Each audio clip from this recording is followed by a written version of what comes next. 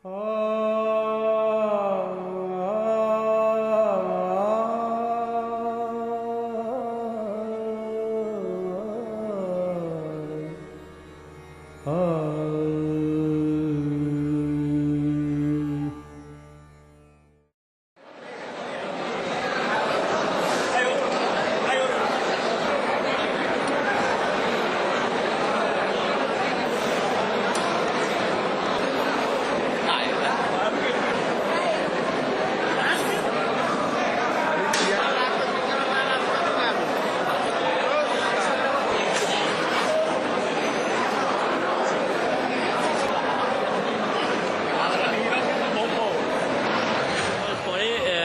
House নতুন করে নির্মিত হয়েছে।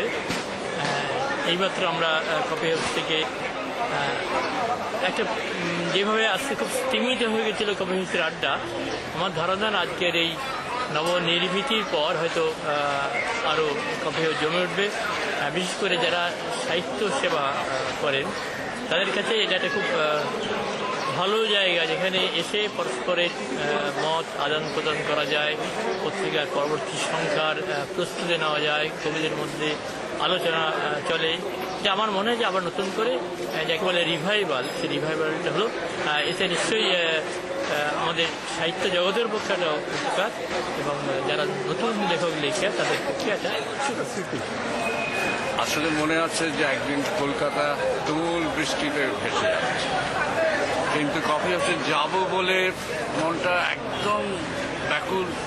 ফলে বৃষ্টিতে হাঁটু জলে পা ডুবিয়ে ডুবিয়ে সেই হাতিবাগান বাজার থেকে ছপ ছপ করতে করতে এক বন্ধুকে বিছানা থেকে কাঁজাকোলা করে তুলে সব বৃষ্টিতে ভিজতে ভিজতে কফি হাউসে এসেছিলাম। কফি খাওয়াটা সেরকম কফির স্বাদ আমি আর জীবনে কখনো পাইনি। সেদিন সেই ভয়ঙ্কর বৃষ্টির মধ্যে কফি হাউসে কফি। আমি আর সুবোধ যখন কল্যাণী ইউনিভার্সিটিতে পড়তাম, আমরা তখন কৃষ্ণনগরে থাকতাম। তো সেই সময় আমরা মানে 80-র প্রথম দিকে 81, 82, 83 আমরা সেই সময় ট্রেনে করে কফি হাউসে চলে আসতাম। মানে কলকাতার গেটওয়েই ছিল কফি হাউস, এবং সেখানেই লিটল ম্যাগাজিনের বন্ধু বান্ধবদের সঙ্গে দেখা হতো। তারপর সেখান থেকে হয়তো আরো একটু ঘুরে টুরে এদিক ওদিক গিয়ে আবার কফি হাউসে এসে এক কাপ কফি খেয়ে ট্রেন ধরতাম ফেরার। তো সেই জন্য কফি হাউস আমাদের লেখালেখিরও শুরু, আবার আমাদের প্রেম পর্বেও কফি হাউসের একটা ভূমিকা ছিল। আগে এই কফি হাউসের নিচে সুলেমান বলে একজনের সিগারেটের দোকান ছিল। মাঝে মাঝে টাকায় ধার জমে যেত, আর মনে হতো যে ওরে কি করে ধার শোধ দিতে পারি না, যাবো কি করে। আশেপাশে দিয়ে ঘুরে বেড়াতাম, ঢুকতে পারতাম। আজকে আস্তে আস্তে মনে হলো ও আজকে তো আর ধার নেই, কোনো চিন্তা নেই, আজ সোজা উঠে যাবো। তাই বেশ সিগারেটের দোকানটাই উঠে গেছে। এইসব পুরোনো নানান কথা মনে পড়ে। কফি হাউসের সব থেকে অন্তরঙ্গ মুহূর্ত বলতে গেলে মনে পড়ে হচ্ছে শক্তিদার আর কবি বিনয় মজুমদারের কথা। বিনয় লেখা আমার মনে আছে কফি হাউসে একবার জিজ্ঞেস করলাম, আচ্ছা আপনি তো ইঞ্জিনিয়ারিং এর ছাত্র, সব থেকে জটিল মেকানিক্স কি? বিনয় যা উত্তর দিলেন হচ্ছে সব থেকে জটিল মেকানিক্স হচ্ছে মেকানিক্স হবে স্ট্রেট লাইন, একটা বিন্দু সে যাচ্ছে মহাশূন্যের বুক চিরে, এইটাই হচ্ছে তার বাঁয়ে যাওয়ার উপায় নেই, ডাইনে যাওয়ার উপায় নেই, সোজা মহাশূন্যের বুক চিরে সোজা যাচ্ছে, that is mechanics of straight line. এটা সব থেকে জটিল। এই কফি হাউসের জ্ঞান ক্ষেত্রে অন্যতম জ্ঞান। হ্যাঁ হ্যাঁ।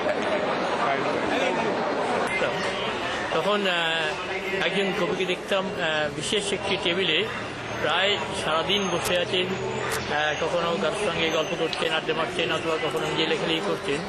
পরে জানলাম তিনি বিনয় মজুমদার। তার তখন ঠিকানাই ছিল কফি হাউস, এবং বিনয় মজুমদার জানার পর স্বভাবতই সেই টেবিলের উপর আমাদের একটা নজর থাকতো। তিনি কখনো বিড়ি বিড়ি করে কথা বলতেন, কখনো লিখতেন, কখনো কেউ কোনো নতুন সম্পাদক এলেন তাকে একটা কবিতা দিয়ে দিলেন। এটা আমাদের পক্ষে একটা খুব বেশ তখন খুব আলোচনার বিষয়বস্তু বা একটা উত্তেজনার বিষয়বস্তু ছিল। এই এতদিন পরে কফি হাউসে এসে আমার মনে পড়ছে বিনয় মজুমদার একাকি একটা গেলে বসে আছে, বা নির্মাল্য এক্ষণের রূপ দেখছেন। এরা কেউই তো নেই, আরো অনেকেই নেই, তবু কফি হাউস থাকবে।